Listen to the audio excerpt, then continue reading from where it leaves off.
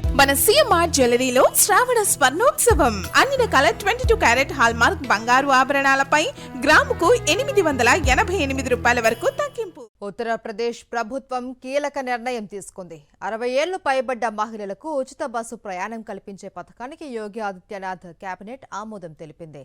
లోకమాత అహిల్యాబాయి మాతృశక్తి యోజన పేరిట ఈ స్కీమ్ను అమలు చేయనున్నట్లు రవాణా శాఖ మంత్రి దయాశంకర్ సింగ్ తెలిపారు. వచ్చే ఏడాది యూపీలో అసెంబ్లీ ఎన్నికలు జరగనున్న వేళ కొత్త పథకానికి శ్రీకారం చుట్టడం గమనార్హం.